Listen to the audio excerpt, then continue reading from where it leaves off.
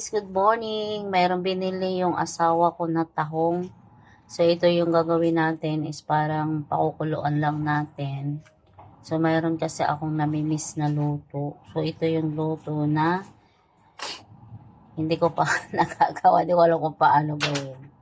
Guys, kaming mag-asawa yung nagpe-prepare ng aming pagkain ngayong araw na to. So nagbabalat siya ng patola, sitaw. So, habang lilinisin ko yung tahong. So, lulutuin namin yung aming ulam ngayon. Magkatulog kami magluto. Hirap tanggalin ng lang. Magluto tayo, guys. Yan. Tulong kami mag-asawa sa pagluluto ngayong araw. Wala kami appointment.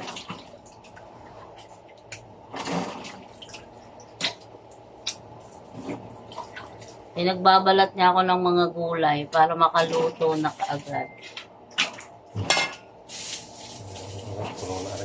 Ha? Tanggalin ko na rin po muna. Puno na.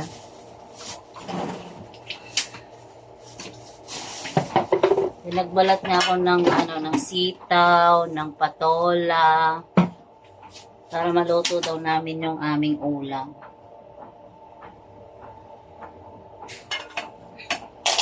Ganyan din ba yung husband nyo, guys?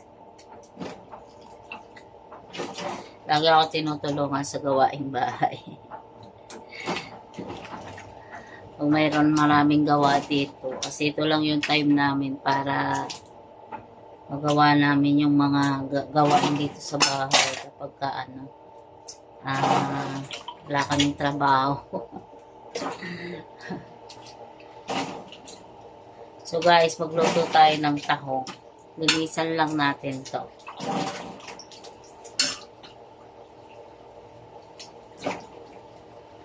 See you later, guys. And guys, ito na po yung aking tahong. So, gagawin natin dito, guys. Ilalagay lang natin sa isang kaldero. Yan, isang kaldero. Medyo malaki. Yan. So, ito po yung ating kaldero. Gasan lang natin.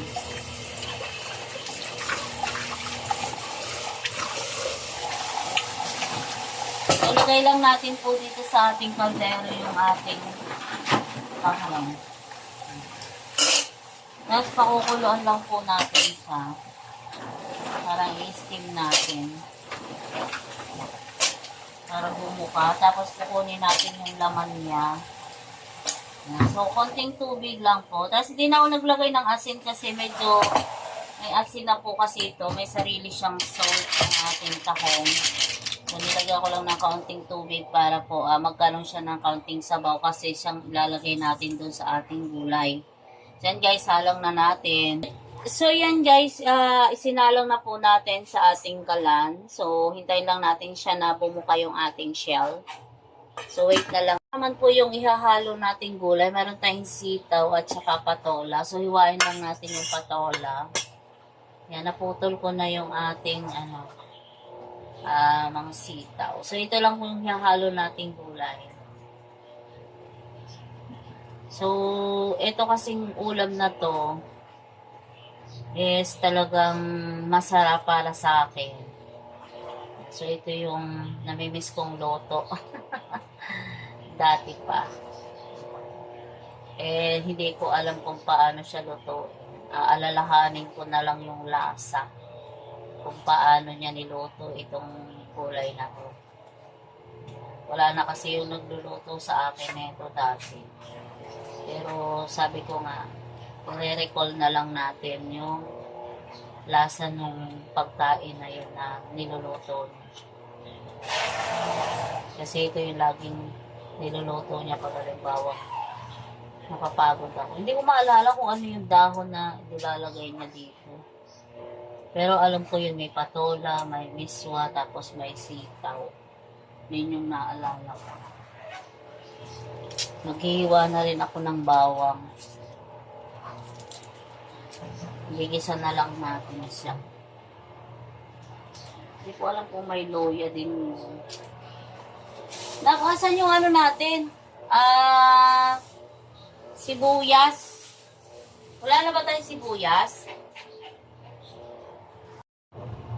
Ayan guys, nag-open na yung shell ng ating ng ating tahong. So ang gagawin natin dito, tatanggalin natin siya isa-isa sa shell niya para mailuto natin siya ng separate. So yan guys, tanggalin natin yung ating shell. So habang nagpapabili pa ako ng mga ingredients niya, parang kangkong yata yung nilalagay dito. So isa-isahin lang natin siya pagtanggal sa shell. Medyo matrabaho siya. Pero ganito po siya talaga lutuin. Tingin ko kasi alam ko tinatanggal niya yung sa shell. Nare-recall ko. Actually, paborito ko talaga to guys. Kaya lang hindi ko na siya nagagawa. Yan. Pero ngayon, itatry ko siyang i-record. Para makakain ulit tayo din. So, para mas magandang kamayin, para madala yung lahat ng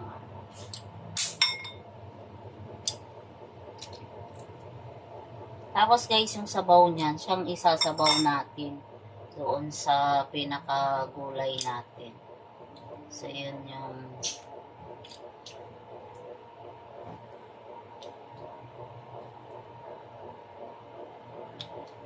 pasensya na kayo sa aking lababo at medyo maliit yung lababo na. Maliit lang kasi yung bahay namin. So, magulo. Okay, baba ka dyan. Ang aking mga pusa, kapag nandito ako sa lababo, nakaakyat sila dun sa kabila. Sa bintana, nakasilip sa glass. Kasi yung ref namin na napanalunan, nandun. Doon siya umaakyat. Hindi pa namin nabibenta yung ref namin na napanalunan sa office. So, yan guys, himayin lang natin isa-isa. Medyo maliliit yung ating, nabili. Kaya lang yung magtitinda. Sabi niya, ate, bilhan mo naman ako. Naawa naman ako. Naawa naman ako dun sa nagtitinda. Kaya yan guys. Angatin natin kasi mainit na yung pailalim kasi gawa ng sabaw.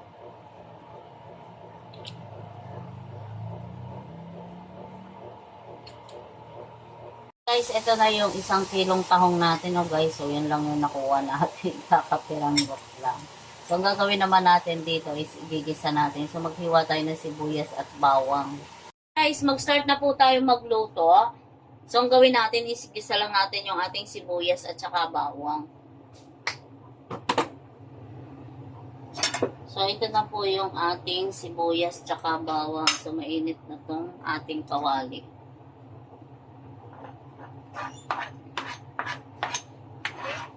Guys, pag nagisa na natin yung ating sibuyas at saka bawang, ilagay natin tong ating itong ating tahong, yung ating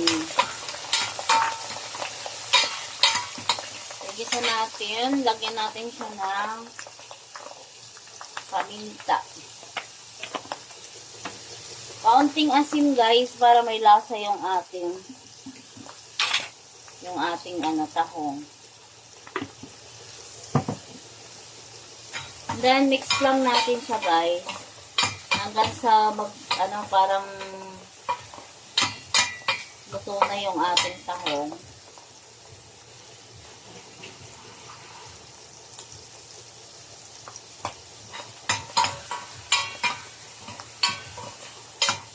Pag medyo luto na guys yung ating tahong, ilalagay natin yung ating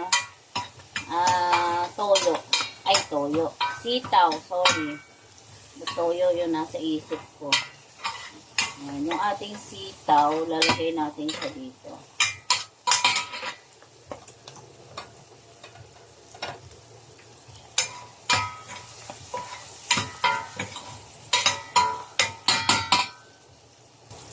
Kapag ganito na siya guys, oh, medyo luto na yung tahong natin. Lagay natin yung ating sitaw. Kasi itong sitaw medyo matigas. Kaya lagay lang natin siya. Tapos, hintayin lang natin malaya ng konti yung ating sitaw.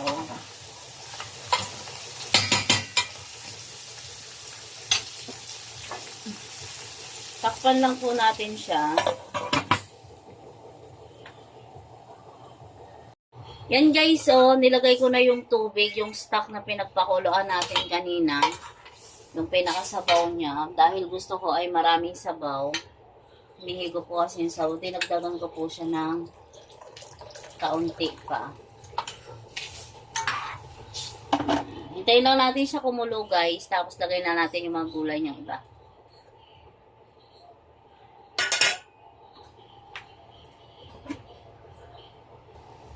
Yan guys, kapag kumukulo ng ganyan, tikman nyo po kung mayroon siyang lasa. May lasa siyang asin. Asin lang po yung nilalagay ko pong pampalasa dito. Tsaka paminta. Hindi pa ako naglalagay ng ibang pampalasa po. Sa lahat po ng aking lutuin guys, bahala na kayo sa inyong mga pampalasa. Ako po ay asin lang at saka paminta po yung ginagamit kong pampalasa. Yan, may lasa na siya. Tapos guys, lalagay na natin tong ating patola. Hintay lang natin siyang lumambot.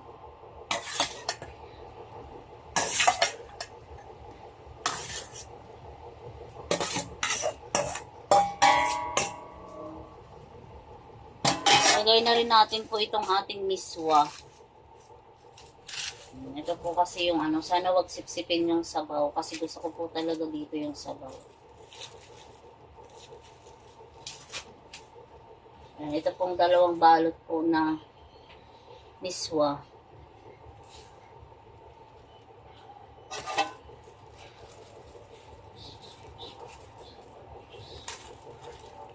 Ayan, ayaw na ano, mabuksan.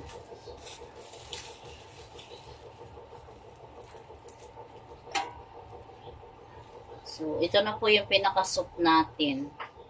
May soup ka na, mayroon ka pang ano.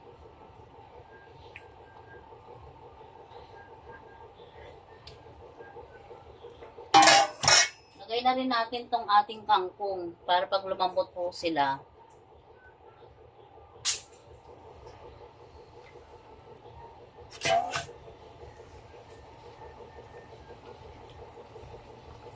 Pag naluto na po yung ating ano, yung ating tawag dito. Tawag dito sa gulay na to, patola. Yan, pwede na rin po natin siyang i-off.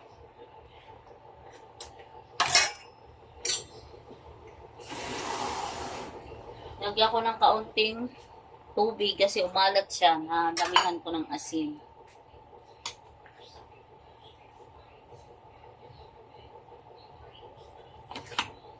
Masarap naman po dito guys yung maraming sabaw.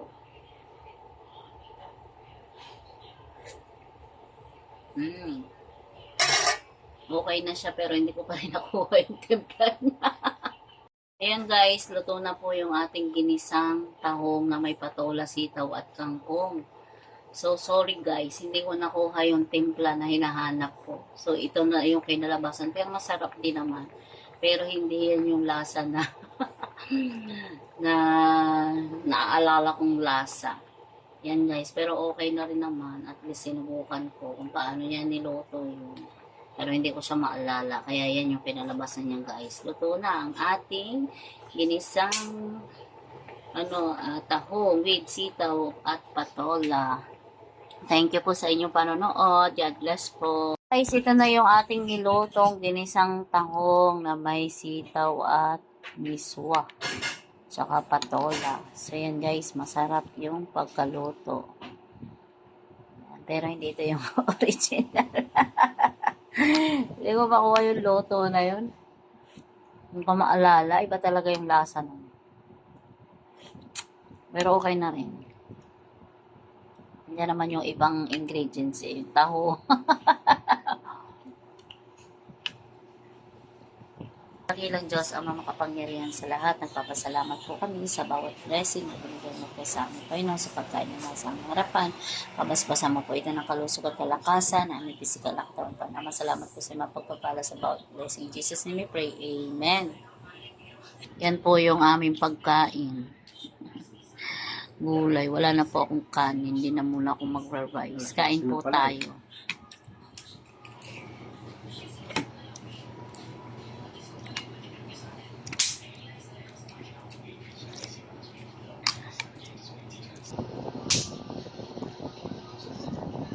Kain tayo guys. Ito lang yung aming ulam, gulay. Papataas daw to ng dugo, sabi ng asawa ko. Hindi yung gulay.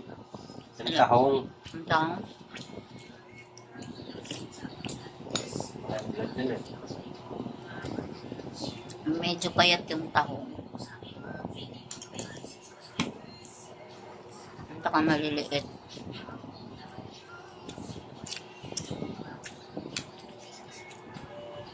Ano kayang kulang dito?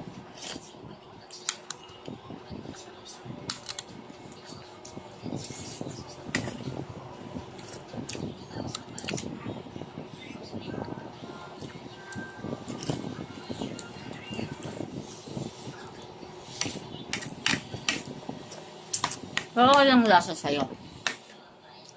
Oh. Masarap hindi. Ha? Ayos lang. Nice lang? First time mo nagluto nito eh.